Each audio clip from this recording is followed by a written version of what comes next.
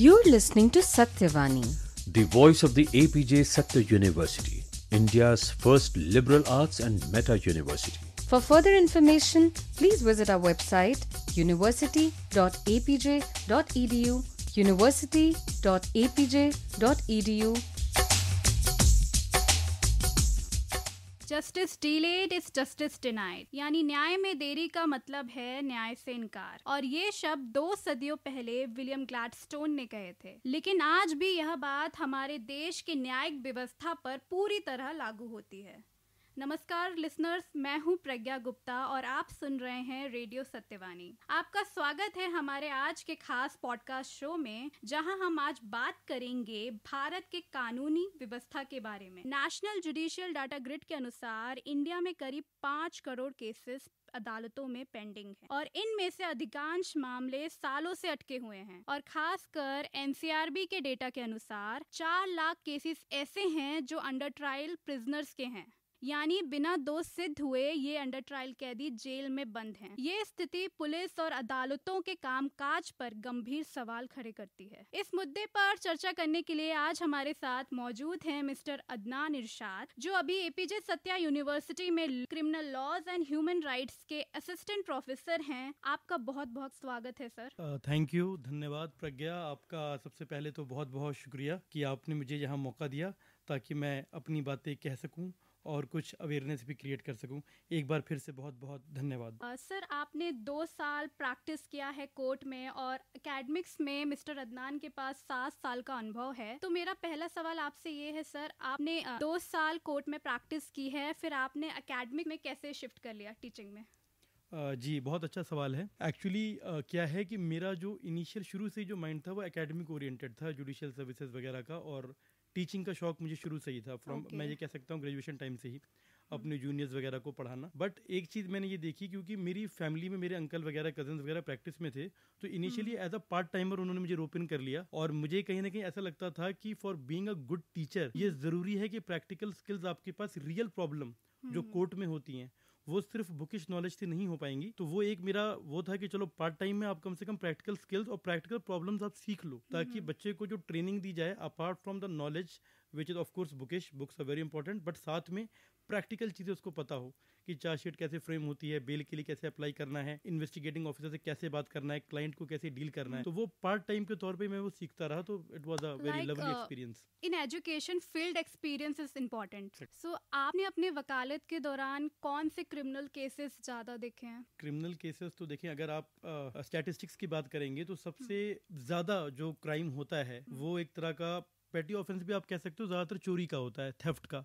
या फिर जो हम 420 कहते थे पहले आईपीसी में, अब तो हमारा बीएनएस आ चुका है, भारतीय न्याय संहिता, तो चोरी का है। बट सबसे ज्यादा जो केसेस आते थे और जो हमारे पास भी आते थे वो थे मैट्रिमोनियल डिस्प्यूट्स। ये क्या होता है सर? मैट्रिमोनियल डिस्प्यूट्स यानी कि जो घरेलू झगड़े होते हैं हस्बैंड एंड वाइफ के बीच में, अगर नहीं बनती तो उनकी शादीशुदा जिंदगी में जो प्रॉब्लम्स आती हैं, फिर डिवोर्स होता है, तलाक होता है, जुडिशियल सेपरेशन होता है, बच्चों की कस्टडी को लेके इश्यूज होते हैं, तो ये वाले मैटर सबसे ज़्यादा आते थे। बट आज के केसेस अलग हैं। आजकल मर्डर, रेप, ये हमें न्यूज़ में ज़्यादा हेडलाइंस में दिखता है। जैसा कि सर आप जानते हैं हमारे इंडिया में 5 करोड़ से ज़्यादा कोर्ट केसेस पेंडिंग हैं। तो इस स्थिति में हम हमारे देश के जुडिशियल सिस्टम और विशेष रूप से अंडर ट्रायल कैदियों के मुद्दे को आप किस प्रकार देखते हैं और सोसाइटी पर इसका क्या प्रभाव पड़ता है? जी प्रज्ञा, बहुत ही अच्छा और सेंसिटिव सवाल है आपका। अंडर ट्रायल प्रिजनर में हम ये कह सकते हैं कि इंडिया उन कंट्रीज में है जहाँ यू कैन से कि सबसे ज़्यादा अंडर ट्रायल प्रिजनर है, और इस वक्त हमारी पॉपुलेशन ऑलमोस्ट हम चाइना को डिफीट ही कर रहे हैं। तो इतनी ज़्यादा अंडर ट्रायल पॉपुलेशन है कि उनको बेसिकली सही से रखना ह्यूमन बीइंग की तरह इट्स बहुत चैलेंजिंग है। तो हमारा सिस्टम ऐसा होना चाहिए कि उनको जल्दी से बेल मिले या ट्रायल हो। आपने एक चीज़ शुरू में कही थी जो मैं दोबारा कोट करना चाहूँगा, आपने ये कहा justice delayed is justice denied. That is very true, but मैं उस पर एक एक्सेप्शनल क्लॉज और एक प्रोविजो और ऐड कर रहा हूँ। Justice delayed is justice denied, justice hurried is justice buried. तो एक समझ रहे मैं क्या कह रहा हूँ? तो एक रैशनल टाइम के अंदर वो होना चाहिए। देखो, अंडर ट्रायल के लिए हमारे पास ऐसे सिस्टम होने चाहिए कि जो अंडर ट्रायल है, कई दफ़ा क्या होता है, मैं आपको एक एग्जांपल से समझाता हूँ। एक बहुत ही फेमस केस है Rudal Shah versus state of Bihar. ये आदमी अपनी जेल की सज़ा पूरी कर चुका 1969 में, और वहाँ से अगले 14 साल तक वो जेल में है, क्योंकि वो जेल का एक नंबर बन गया। कोई आया ही नहीं जो उसको बाहर ले जाए, लोग उसको भूल गए, वो फाइलों में कहीं ना कहीं गुम हो गया। तो इसके लिए लॉ में काफ़ी अमेंडमेंट्स आए हैं। हमारा जो लीगल सर्विस अथॉरिटी एक्ट है या हमारे जो क्रिमिनल प्रोसीजर में जो चेंजेस लाए गए हैं, बताया गया है कि अगर कोई अभी अंडर ट्रायल है, अंडर ट्रायल वो होता है, मैं दर्शकों के लिए बता दूं, जनता के लिए, कि जिसको अभी सज़ा नहीं मिली होती, वो अभी कन्विक्टेड नहीं है, यानी कि वो अभी मुजरिम नहीं है, अभी वो मुल्जिम है।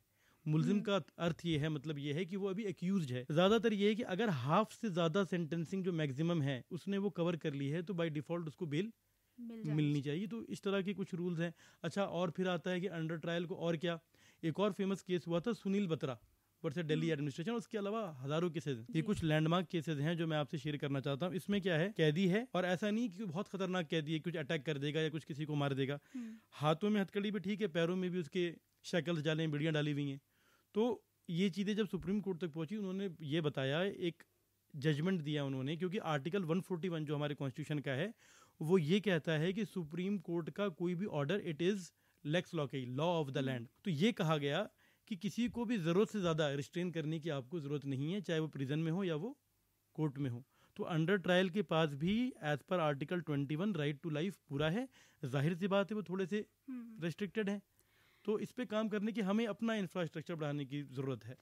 अभी 2022 में जब किरण रिजिजू जब लॉ मिनिस्टर थे, उन्होंने पार्लियामेंट में ये कहा था कि आजकल लोगों के पास बहुत अवेयरनेस आ गया है, इसलिए केसेस इतने ज़्यादा हैं। और उन्होंने एक जज का भी बोला था कि एक दिन में जस्ट 200-300 केसेस सॉल्व करते हैं। तो क्या हमारे इंडिया में जजेस की कमी है? हाँ, फिर ये आपने बहुत ही अच्छा सवाल पूछा, हमारी मतलब जो हमें सुन रहे हैं उनके लिए। आपने अभी किरण रिजिजू साहब का जिक्र किया, उन्होंने कहा कि इंडिया में लोग लिटिगेशन ज़्यादा करते हैं। एक बड़ी ही फेमस किताब है, आप उसे पढ़िएगा, आर्ग्यूमेंटेटिव इंडियन, कि इंडियंस जो है वो आर्ग्यू करते हैं। वो बात अपनी जगह पे ठीक है, लेकिन किसी भी सोसाइटी के प्रॉस्पर करने की भी एक ये निशानी आप ले सकते हो। अगर पॉजिटिव साइड देखो, नेगेटिव चीज़ें और भी हो सकती हैं। कितना ज़्यादा ओवरबर्डन, बहुत ज़्यादा ओवरबर्डन है जजेस। और अगर आप पॉपुलेशन रेशियो जैसे हम निकालते हैं ना कि कितने डॉक्टर्स हैं किसी पॉपुलेशन के लिए, तो उस तरीके से अगर हम इंडिया में देखें तो जजेस बहुत ही कम हैं। बहुत ज़्यादा बड़ी पॉपुलेशन को वो कैटर करते हैं। हम क्या देखते हैं कि कोर्ट खुलता है, ये टाइम कोर्ट के बंद होने का, वो उसके बाद भी बैठ के फाइलें पढ़ते हैं। घर ले जाके, मैंने अपने दोस्तों को जो जजेस हैं या मैजिस्ट्रेट्स हैं, वो घर ले जाके भी फाइल पढ़ते हैं। It is very true that they are overly burdened. So under trials prisoners के पास क्या राइट्स हैं? जैसे एक राइट्स तो जस्ट पीडी ट्रायल है, आर्टिकल 21 कहता है। देखो, जो अंडर ट्रायल प्रिजनर है, जो मैंने आपको पहले कहा, वो एक्यूज्ड है, अभी वो कन्विक्ट नहीं हुआ। जी। और हमारा ये कार्डिनल प्रिंसिपल है, कार्डिनल प्रिंसिपल हमारा ये है क्रिमिनल लॉ का इंडिया में, that everyone shall be presumed to be innocent until and unless proven guilty. अब इसमें एक्सेप्शंस बहुत सारे हैं। अब यूएपीए हमारा एक लॉ है, एक प्रिवेंशन ऑफ मनी लॉन्ड्रिंग का एक्ट है, तो वो चीज़ें इसको थोड़ा सा डिस्टर्ब कर सकती हैं। बट आप ये जो कह रहे हो राइट्स क्या हैं, उनके पास वो सारे राइट्स हैं जो किसी भी सिटीजन के पास हैं। सिर्फ वो राइट नहीं है जो पनिशमेंट की वजह से आप उनके ऊपर इम्पोज कर सकते हो। अगर आप हमारे कॉन्स्टिट्यूशन का आर्टिकल 21 पढ़ेंगे, जो अनुच्छेद 21 है हमारे संविधान का, वो साफ साफ ये लिखता है, नो पर्सन, यहाँ पे पर्सन कहा है, सिटीजन नहीं कहा, no person shall be deprived of his right to life and liberty except by the procedure established by law. Law के तहत ही जितनी उसकी लिबर्टी रिस्ट्रेन करनी है उतनी ही आप करोगे, उससे ज़्यादा नहीं करोगे। तो अब उसमें जेल मैनुअल्स में दिया हुआ है, उनको अगर 2 टाइम का खाना, शाम को चाय मिलनी है, जो बेसिक चीज़ें मिलनी है, वो सारी चीज़ें कवर्ड है। अभी मैंने आपको एक जजमेंट भी बताया कि भाई स्पेशली आप उसको रिस्ट्रेन ना करो, उसकी मूवमेंट को, वो राइट्स हैं। फिर उसके अलावा वो अगर कुछ पैसे कमाते हैं, उनको ट्रेनिंग भी दी जाए। अगर आप तिहाड़ जेल कभी अगर वो जाएं, पढ़ना लिखना चाहते हैं वो भी कर सकते हैं। आर्टिकल 21 ये भी कहता है राइट टू स्पीडी ट्रायल। तो एक एक्यूज्ड कैसे ये राइट मतलब करवा सकता है या मतलब इसका यूज कर सकता है? एक्यूज कैसे राइट टू स्पीडी ट्रायल के लिए? देखिए, अब इसमें क्या होता है, ये बहुत ही, मैं ट्रिकी क्वेश्चन तो नहीं कहूँ, बड़ा प्रैक्टिकल क्वेश्चन है। और इसके लिए हमने अपने लॉज को काफ़ी चेंज किया है। जैसे आपने देखा होगा, अभी स्टेट ऑफ बिहार में 2005-6 के आसपास शुरू हुआ था fast track court system, specialised tribunal की जल्दी हो जाए। लेकिन प्रैक्टिकली देखा ये गया है, द ऑब्जर्वेशन इज कि जैसे जैसे वो फास्ट ट्रैक कोर्ट को 2-4 साल निकलते हैं, उसकी स्पीड भी पुराने कोर्ट की तरह हो जाती है। तो उसमें हमें कुछ बहुत स्ट्रेटेजिक चेंजेस करने की ज़रूरत है। वो कोर्ट्स में जा सकता है, बहुत डिले हो रहा है, वो अपील में जा सकता है, वो काफ़ी सारी चीज़ें कर सकता है मतलब। बट ये एक प्रॉब्लम है और इसका सॉल्यूशन एक्यूज के पास तो नहीं। तो ये तो मतलब एक ऐसी सिचुएशन है कि मुझे मानना पड़ेगा कि जहाँ पे हमारे अंदर कमी है।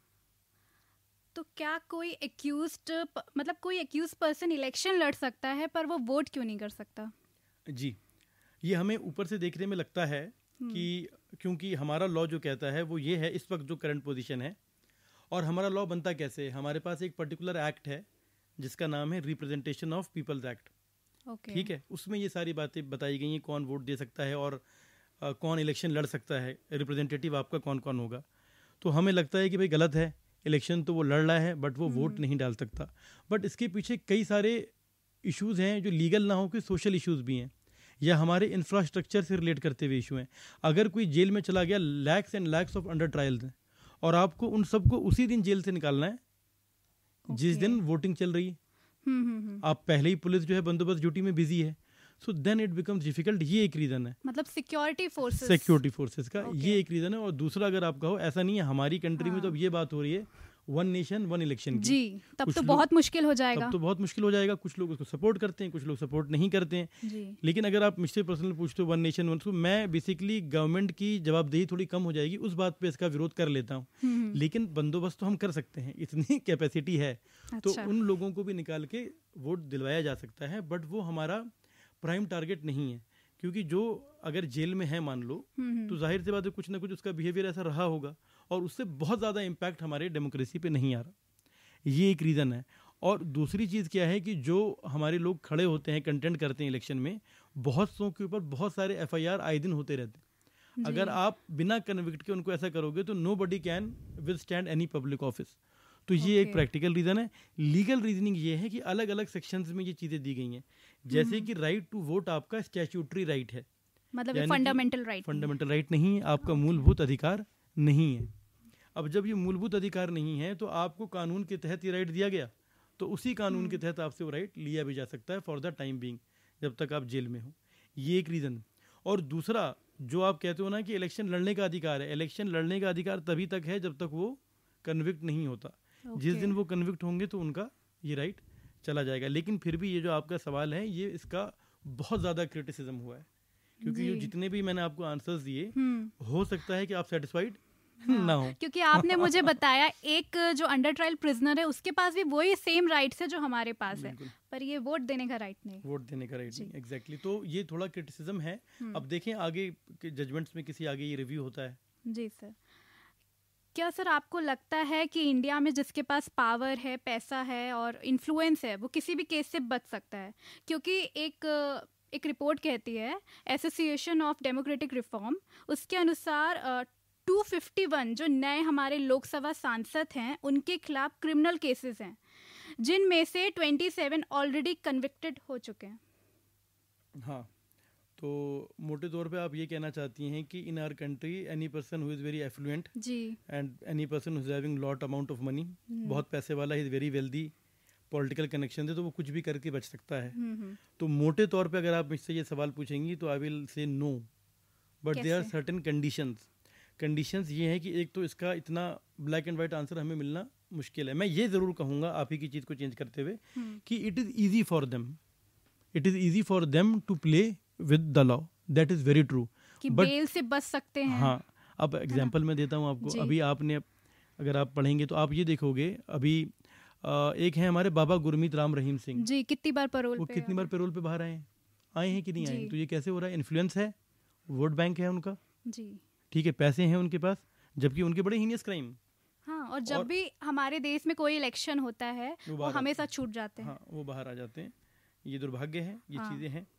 तो वो बात आपकी काफ़ी हद तक ठीक है, बट टोटली ये कहना ऐसा नहीं है। उसका मैं रीज़न आपको बताता हूँ। जैसे कि एक बहुत फेमस केस हुआ था, उस पर एक मूवी भी बनी, and the movie is no one killed Jessica. Jessica Lal एक मॉडल थी, वो किसी क्लब में बारटेंडर की था, शी वाज सर्विंग अल्कोहल। तो कुछ काफ़ी रिच एफ्लुएंट लोग आए, पॉलिटिकल बैकग्राउंड के मल्टी बिलियनर्स, उनसे कुछ कहा सुनी हो गई। ही सेड कि bring me more alcohol, and she said अब टाइम ख़त्म हो गया। इस बात पे उसने उसको शूट कर दिया, वो मर गई। ये छूटते ही जा रहे थे, इनके लिए स्पेशली फिर बुला के दोबारा से ट्रायल शुरू किया गया हायर कोर्ट्स में। अच्छा। अब आप ये इमेजिन करो उसके पीछे क्या रीज़न हुआ था कि NDTV ने एक स्टिंग ऑपरेशन कर दिया था, और उस स्टिंग ऑपरेशन से पता चल रहा था कि ये ऐसा ऐसे हुआ। उसमें एक जो विटनेस था वो हॉस्टाइल हो गया था। हॉस्टाइल विटनेस का मतलब है कि बुला रहा हूँ मैं और वो मेरे अगेंस्ट ही बोल रहा है जी। तो उसमें एक श्याम मुंशी करके थे, ओरिजिनली वो बंगाल के थे, तो उन्होंने ये कह दिया कि मुझे समझ में नहीं आई कि इनके बीच में आपस में क्या बात हुई, यानी कि विक्टिम के और एक्यूज्ड के, क्योंकि मुझे हिंदी सही से नहीं आती। लेकिन जब 10th क्लास की मार्कशीट देखी गई तो उन्होंने हिंदी का एग्ज़ाम भी पास किया था। तो फिर ये हमारे एपिलेट कोर्ट्स ने दोबारा ट्रायल कराया और उन सबको पनिशमेंट हुआ है। तो दोनों चीज़ें हैं, ये इसका ब्लैक एंड वाइट आंसर नहीं है। हाँ, लेकिन जहाँ तक बात है मोटे तौर पे जो वेल ऑफ है उसके लिए it is easy to use the law to its utmost.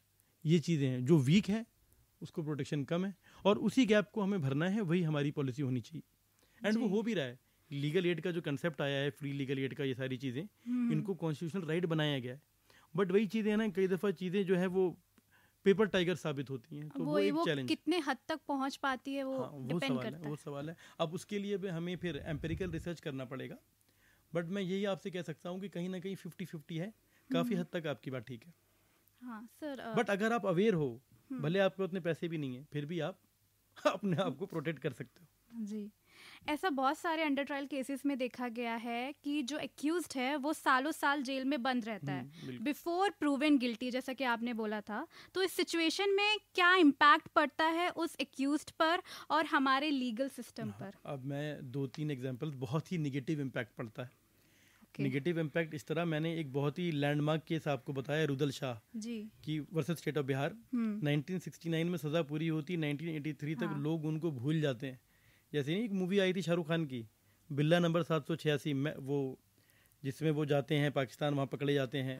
वो प्रीति जिंटा के साथ मूवी है, मैं नाम मेरे माइंड से निकल रहा है। तो उसमें क्या था कि वो बिल्ला नंबर बन जाता है कि 786 इसका नंबर है, तो कैदी को नंबर मिल गया। अब उसकी कैद कंप्लीट होगी, लेकिन क्योंकि गरीब आदमी तो कोई उसको पूछ नहीं रहा, 14 साल एक्स्ट्रा वो जेल में रहा। किसी NGO के थ्रू पता चला, तब उसका केस बाहर आया, तब उसको बाहर लाया गया। 50,000 रुपये या 35,000 रुपये से कंपनसेशन दिया गया। तो ये सॉरी स्टेट ऑफ अफेयर है। तो ये होता है, लेकिन अब ये चीज़ें कम हो गई हैं क्योंकि अवेयरनेस बहुत बढ़ गया है। अवेयरनेस बढ़ने के साथ कुछ कंडीशन हमारी जेल्स की पहले से बेटर हो गई हैं, जो 80s में थी या 90s में थी, विद टाइम। और पूछिए क्या पूछना है, मैं और चीज़ें बताऊंगा। इसमें कहीं ना कहीं इंफ्रास्ट्रक्चर में कहीं कमी है, मतलब हमारे कोर्ट्स हैं, अदालत हैं, जज हैं, इंफ्रास्ट्रक्चर। सबसे बड़ी कमी तो ये है कि ओवर पॉपुलेशन होने की वजह से हमारी हर चीज़ में इंफ्रास्ट्रक्चर की कमी ही, आप जानते हैं, चाहे वो एजुकेशन हो, चाहे वो हॉस्पिटल्स हों। तो सबसे बड़ा रीज़न तो वो है। सेकेंड रीज़न ये है कि ये चीज़ें हमारी प्रायोरिटी नहीं है। हाँ, और एक चीज़ मैं और ऐड करूँगा आपके, कई लोगों के ऊपर ऐसे आरोप लगते हैं नॉर्मल चोरी चिकारी के, वो 10-10 साल जेल में होते हैं। ये कई आपने क्राइम पेट्रोल में भी देखा होगा, हमने भी अपनी प्रैक्टिस में देखा है, खास करके जो गरीब तबके के लोग हैं।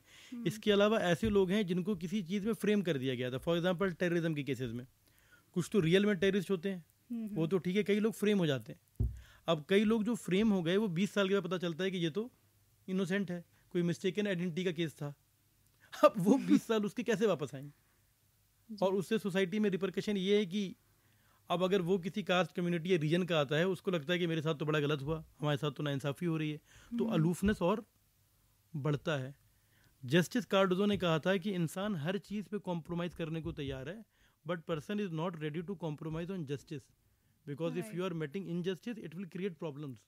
तो ये होना, सोसाइटी गरीबी से तो चल सकती, इनजस्टिस से लंबे टाइम तक कोई एक अच्छी, हेल्दी और वाइब्रेंट डेमोक्रेसी नहीं चल सकती। बिल्कुल। जैसे हमारे पूरे कंट्री में, इंडिया में ही सबसे ज़्यादा पेंडिंग केसेस हैं। तो आप जैसे ऑस्ट्रेलिया, नीदरलैंड, इन देशों में सबसे कम पेंडिंग केसेस हैं। तो क्या इंडिया को इंटरनेशनल मॉडल्स को देखने की ज़रूरत है कि हम भी जल्द से जल्द हमारे यहाँ जो पेंडिंग केसेस पड़े हैं उसको सॉल्व कर पाएँ? हाँ, एग्जैक्टली, ये तो होना चाहिए। अब मैं चैलेंज बताऊँ, हमारे साथ चैलेंज क्या है? चैलेंज ये है कि हमारी जो पॉपुलेशन है, हम हर 3 महीने में एक ऑस्ट्रेलिया की पॉपुलेशन के बराबर एडिशन हो जाता है हमारे वहाँ। ठीक है, तो अब वो ऑस्ट्रेलिया इतना बड़ा लैंड एरिया, पॉपुलेशन काफ़ी कम, तो चैलेंजेस तो उनके ऐसे ही कम हो गए। हम सबसे बड़ी पॉपुलेशन बन चुके हैं, तो आप उससे आइडिया लगेगा कि चैलेंजेस क्या है। हर 6 महीने पे ऑस्ट्रेलिया बन रहा है, हर 6 महीने पे कोई एक और कंट्री आ जा रही है। अगर हम अपना डिकेड लगा लें तो US की पॉपुलेशन जो बहुत बड़ी है, 10 साल में हम वो भी एक ऐड कर देंगे अपने में। तो मेरे कहने का मतलब है, हमारे साथ पॉपुलेशन का चैलेंज बहुत बड़ा है, हमें उनसे सीखना चाहिए। बट हमारा जो सॉल्यूशन होगा, वो सॉल्यूशन थोड़ा सा डिफरेंट होगा, हमारी पेक्युलर कंडीशंस को ध्यान में रखते हैं। सर, एक बात और है कि India is a diverse country. यहाँ क्योंकि बाहर आप देखिए सबके एक जैसे कल्चर हैं वो है, पर इंडिया में एक बहुत बड़ा चैलेंज है अगर हम कोई इंटरनेशनल मॉडल्स को अपनाते भी हैं तो। आपने ये बिल्कुल ठीक कहा कि हमारी कंट्री बहुत ही डाइवर्स है, और मुझे लगता है अफ्रीका के अलावा और कोई इतना डाइवर्स नहीं होगा जितने कि हम डाइवर्स हैं। तो ये बात तो आपकी ठीक है कि हमें उनके हिसाब से तो नहीं है कि अपने हिसाब से तो वो हम कर भी रहे हैं, वो उस तरीके से जो हमारा नेचर है इंडियंस का वो ठीक है, वो बात ठीक है ना। वो जो कहते हैं कि तुम ही तुम हो तो क्या तुम हो, हम ही हम हैं तो क्या हम हैं, दैट इज़ वेरी ट्रू। सबको लेके ही हमें करना चाहिए, और उसके लिए कुछ सिस्टम हम उनसे ऑफकोर्स पॉजिटिव चीज़ें जो हैं हम वो ले सकते हैं, बट वो सोसाइटीज़ ऐसी हैं कि उनका एथनिक मेकअप एक जैसा है। एग्जाम्पल जर्मन्स की बात करूँ कि जर्मन एक लैंग्वेज है, एक एथनिसिटी, वो सारे ही जर्मन्स हैं। बट अगर हम इंडिया की बात करें India being a vast country, Kashmir में अलग कल्चर है, कन्याकुमारी में अलग कल्चर है, तो उन चीज़ों को ध्यान में रहते हुए मुझे लगता है कहीं ना कहीं ये जो थ्योरी या प्रिंसिपल ऑफ इंडियननेस है उसमें इतनी क्षमता और इतनी ताकत है कि वो उन चीज़ों को लेके आगे चल सकती है। जैसे कहते हैं ना यूएस के बारे में ओल्डेस्ट डेमोक्रेसी, हमारे बारे में कहते हैं लार्जेस्ट डेमोक्रेसी। तो हमारे अगर कुछ वीक पॉइंट्स हैं तो स्ट्रॉन्ग पॉइंट्स भी हैं, तो हमें अपने हिसाब से जो हमें सूट करे। ऐसे भी जब भी हम लॉ की बात करते हैं, जैसे रोड एक्सीडेंट्स के ऊपर मैंने काफ़ी काम किया है, सेंटेंसिंग पॉलिसी रोड एक्सीडेंट्स में, मेरी थीसिस भी उस पर ही है। तो हमें रोड कंडीशंस यूएस से भी लेनी है, उनकी बेस्ट प्रैक्टिसेस क्या हैं, कनाडा से भी लेनी है, ऑस्ट्रेलिया से भी, जापान से भी, बट कुछ चीज़ें हमें बांग्लादेश, श्रीलंका, नेपाल भी देखना पड़ेगा कि वो कैसे अगर इम्प्रूव कर रहे हैं तो नहीं मतलब उधर तो ऐसा है कि आपने कोई क्राइम किया तो उनको सज़ा जल्दी मिल जाती है जो कैदी होते हैं, पर हमारे यहाँ तारीख पे तारीख ये चलती रहती है अदालतों में। वो बेसिक इंफ्रास्ट्रक्चर की प्रॉब्लम है। और मैं इसमें मैंने एक प्रिंसिपल आपको शुरू में ऐड किया, justice delayed is justice denied, justice hurried is justice buried. हम वो भी तो नहीं कर सकते ना कि जिसे हम कह सकते हैं बनाना जस्टिस के पकड़ा और गोली मार दिया। आपने देखा होगा रेप केसेस में, क्योंकि रेप बहुत ज़्यादा हो रहा है, रेप होते हैं और रेप रिपोर्ट भी हो रहे हैं, बहुत सी रिपोर्ट नहीं भी होते। अब उस केस में क्या, रेपिस्ट को मिला, पुलिस ने एनकाउंटर किया, वो मर गया। इससे क्या है कि अब ये भी तो जस्टिस नहीं है ना जी। तो हमें एक प्रॉपर टाइम लिमिट चाहिए, टाइम सेट कर दो। और अब जो हमारे नए लॉज आए हैं उसमें कोशिश की गई है, but the problem in Indian legal system is हमारे जो ख्यालात होते हैं वो तो बहुत ही अच्छे होते हैं, बट इम्प्लीमेंटेशन में कहीं ना कहीं कमी आ जाती है। एक रीजनेबल टाइम हो जिसके बीच में हम कर सकें, और वो ऐसा रीजनेबल टाइम हो जो हमें लगे कि वी कैन अचीव। ये नहीं कि हमें 6 महीने में केस नहीं कर सकते, 6 महीने में कोई भी रेप केस या मर्डर केस को। अभी आपने न्यू क्रिमिनल केसेस के बारे में बताया जो भारतीय न्याय संहिता है, तो क्या ये लॉज कैपेबल हैं कि जो हमारे यहाँ पेंडिंग केसेस पड़े हैं उसको ये सॉल्व कर पाएँ जल्दी, या उनमें कुछ बदलाव किया गया है? देखें, बदलाव तो इन्होंने काफ़ी ऐड किया है। जैसे एक चीज़ ऐड करी गई है फॉरेंसिक्स को लेके, फॉरेंसिक्स के ऊपर इन्होंने बहुत ज़्यादा इम्पोर्टेंस दी है कि अगर कोई क्राइम सीन होता है तो फ़ौरन फॉरेंसिक की टीम पहुंचेगी, फॉरेंसिक की ट्रेनिंग भी दी जा रही है। तो इससे क्या होता है, थोड़ा सा ट्रायल में आसानी हो जाती है, क्योंकि जब आपको सर्कमस्टेंशियल एविडेंस के हिसाब से चलना होता है तो forensics is going to help you. Example के तौर पे आरुषि मर्डर केस हुआ था, तो वहाँ पे क्या है, जब तक सीबीआई पहुँचती है तो एफएसएल के लिए, फॉरेंसिक साइंस लेबोरेटरी के लिए कुछ भी नहीं बचता। तो जो एफएसएल उन्होंने ऐड किया है या कुछ चीज़ों में टाइम बाउंड कर दिया है वो तो अच्छा है, बट मोटे तौर पे अगर आप कहेंगे तो मैं इसको कहना चाहूँगा old wine in new bottle. ठीक है, ग्रे है, दोनों है। हाँ जी। तो आप कैसे देखते हैं क्रिमिनल जस्टिस सिस्टम का फ्यूचर? क्या आने वाले सालों में आपको क्या लगता है कि आने वाले सालों में और केसेस दुगने हो जाएंगे? आने वाले सालों में केसेस, क्रिमिनल केसेस और बढ़ेंगे, पॉपुलेशन और बढ़ रही है, और इसके अलावा जो हमारा रूरल से अर्बनाइजेशन बहुत तेज़ हो रहा है, अर्बनाइजेशन की वजह से केसेस तो और बढ़ेंगे, लेकिन केसेस की पेंडेंसी धीरे धीरे कम होगी। कैसे? वो ऐसे कम होगी क्योंकि इंफ्रास्ट्रक्चर हमारा तेज़ी से बढ़ रहा है, जुडिशरी में, लोअर जुडिशरी में वैकेंसीज क्रिएट हो रही हैं, टेक्नोलॉजी का यूज़ हो रहा है। So being a person with a positive and pragmatic outlook, I hope for the best. तो वो चीज़ें हो रही हैं, but it will be challenging. आप नंबर देखोगे तो नंबर शायद आपको इंक्रीज होता हुआ दिखे, लेकिन परसेंटेज के हिसाब से वो कम होता जाएगा, और जो रिसेंट केसेस है वो जल्दी आपको सॉल्व होते हुए दिखेंगे। बट हमें बहुत ज़्यादा होपफुल भी होना नहीं चाहिए, बट ये है कि we are going towards something positive by the use of technology and by the use of government priorities, और जो अवेयरनेस आ रहा है हमारे मिडिल क्लासेस में बेसिकली, वो चीज़ें मैं इसको एक पॉजिटिव आउटलुक में देख रहा हूँ। लेकिन अभी भी काफ़ी कुछ करने की ज़रूरत है, कॉम्प्लेसेंट होने की ज़रूरत यहाँ पे नहीं। लास्टली मैं आपसे ये जानना चाहूँगी कि आप क्या सजेशंस देना चाहेंगे कि जिससे जो मतलब लोगों को जस्टिस मिल पाए और ये जो अंडर ट्रायल केसेस है उनमें सुधार हो पाए। हाँ, फर्स्टली मैं ये चाहता हूँ कि अवेयरनेस क्रिएट हो लॉ को लेके स्कूल लेवल पे। जैसे कि क्लास 11-12 में लीगल स्टडीज एक सब्जेक्ट आ गया, तो स्कूल्स में ही वर्कशॉप होनी चाहिए। जैसे फर्स्ट एड की वर्कशॉप हो, अभी कुछ दिन पहले यहाँ भी हुई थी जी। और फायर फाइटिंग की हो।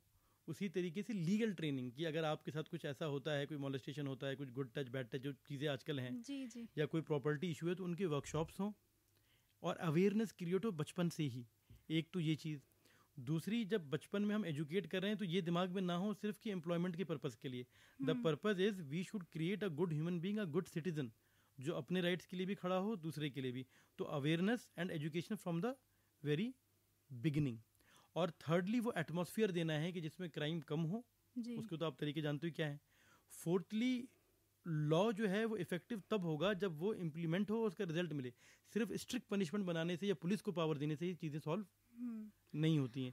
तो अवेयरनेस एंड एजुकेशन सिस्टम में चेंज, जिससे सोसाइटी में चेंज आए, that is more important. Pro bono activities law college में आपको ये दिमाग में डालना है कि सिर्फ आपको पैसे नहीं कमाने, आपको प्रो बोनो भी करना है। प्रो बोनो का मतलब है कि आपको सोसाइटी को गिव बैक करना है ताकि वो आगे से आएँ और लोगों को हेल्प करें। और एक सिस्टम हो, जैसे कि लीगल एड सोसाइटीज़ हैं, सारा हमारा लॉ है, तो उस तरीके से हमें इन चीज़ों को लेके आगे बढ़ना है। स्टूडेंट के पर्सपेक्टिव से ये जवाब बताया, बट हम एक छोटे लेवल पे कैसे लोगों को अवेयर कराएंगे, जैसे रूरल एरियाज़ में?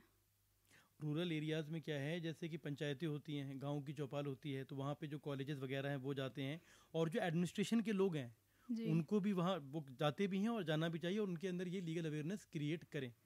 तो जैसे ही एजुकेशन फैलेगी तो लीगल लिटरेसी भी आएगी। तो ये ही दो तरीके हैं। अब जैसे मल्टीमीडिया के माध्यम से हम अक्सर करते हैं, उससे भी एक अवेयरनेस क्रिएट होता है। एजुकेशन सिस्टम में ही हमें ये इंस्टिल कर देना है, पॉइंट ऑफ कॉन्टैक्ट्स बनाने, और वो हो भी रही हैं चीज़ें। ओके, लेकिन वही है ना कि easier said than done. Thank you so much sir. I hope हमारे इस इम्पॉर्टेंट टॉपिक के बारे में हमारे लिसनर्स को एक गहरी जानकारी सुनने को मिली होगी। So thank you so much sir. बहुत बहुत शुक्रिया प्रज्ञा आपका। You're listening to Satyavani, The voice of the APJ Satya University, India's first liberal arts and meta university. For further information, please visit our website university.apj.edu, university.apj.edu